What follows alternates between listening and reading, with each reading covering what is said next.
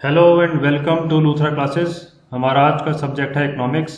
Chapter का नाम है बैंकिंग। जो टॉपिक आज हम कवर करने वाले हैं वो टॉपिक है meaning of central bank and functions of central bank. तो आइए स्टार्ट करते हैं पहले सेंट्रल बैंक से। It is an apex bank and controls the entire banking system of country. यहाँ पर एपेक्स का मतलब है टॉप मोस्ट। तो सेंट्रल बैंक किसी भी कंट्री में टॉप मोस्ट बैंक होता है जो कि पूरी कंट्री के बैंकिंग सिस्टम को कंट्रोल करता है। आगे बढ़ते हैं। It controls money supply in the form of credit in the economy. तो सेंट्रल बैंक पूरी कंट्री में मनी सप्लाई को भी कंट्रोल करता है या रेगुलेट करता है। किसी भी कंट्री में मनी की सप्लाई इंक्रीज और डिक्रीज कब करनी है और कितनी करनी है वो सेंट्रल बैंक डिसाइड करता है। आगे बढ़ते हैं। इन इंडिया आरबीआई यानी कि reserve bank of India is the central bank, ये सबको पता ही है।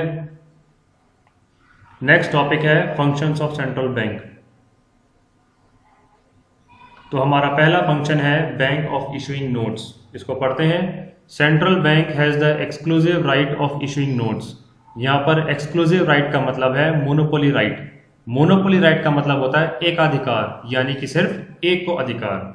तो सेंट्रल बैंक को ही हमारी कंट्री में सिर्फ नोट्स इशू करने का अधिकार है। This function is also called currency authority function of central bank. इस फंक्शन का एक नाम और है currency authority function of central bank, यानी कि करेंसी को प्रिंट करने की अथॉरिटी।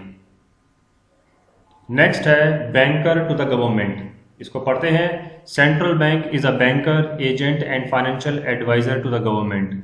सेंट्रल बैंक का एक रोल ये भी है कि वो गवर्नमेंट के लिए एज अ बैंकर भी काम करता है, एज अ एजेंट भी है और एज अ फाइनेंशियल एडवाइजर भी है। अब देखते हैं कैसे कैसे हैं ये तीनों।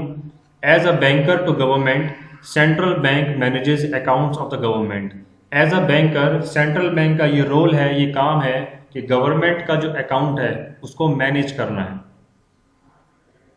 It accept deposits from government and offer them loan.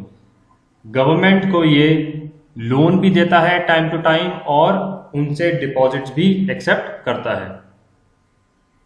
As an agent, central bank buy and sell government securities on behalf of government. तो गवर्नमेंट के बिहाफ पे सेंट्रल बैंक का रोल ये भी है कि वो गवर्नमेंट सिक्योरिटीज मार्केट में बेचता भी है और मार्केट में खरीदता भी है। As an advisor, central bank gives suggestions and frame policies for the government regarding different sectors of economy. तो एज ए एडवाइजर क्या रोल है सेंट्रल बैंक का?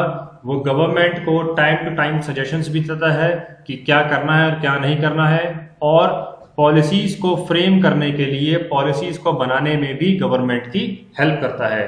चाहे वो कोई सा भी सेक्टर हो इकोनॉमी का, चाहे वो एग्रीकल्चर है, इंडस्ट्रियल सेक्टर है, इंश्योरेंस सेक्टर है, कोई सा भी सेक्टर है। थर्ड फंक्शन है सेंट्रल बैंक का bankers bank and supervisory role. इसको पढ़ते हैं। As bankers bank, central bank accept deposit from the commercial banks and offer them loan. तो एज अ बैंकर्स बैंक का मतलब हो गया सभी बैंकों का बैंक। तो जितने भी कमर्शियल बैंक्स हैं उन सब के लिए ये बैंक की तरह काम करता है।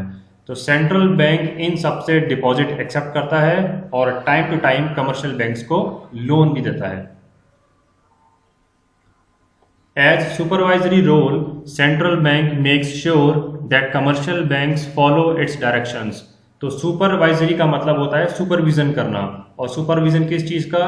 कि जो भी डायरेक्शंस सेंट्रल बैंक ने दी है सेंट्रल बैंक ये पक्का करता है कि कमर्शियल बैंक्स उनको फॉलो करें।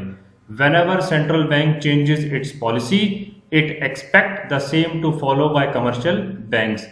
जब जब सेंट्रल बैंक अपनी पॉलिसी चेंज करता है तो सेंट्रल बैंक ये उम्मीद करता है कि सभी कमर्शियल बैंक्स उनकी इस पॉलिसी के हिसाब से अपनी पॉलिसी को भी चेंज करेंगे। इसी के साथ आज का टॉपिक खत्म होता है। एक नए वीडियो के साथ मैं फिर से हाजिर होऊंगा। Thank you very much.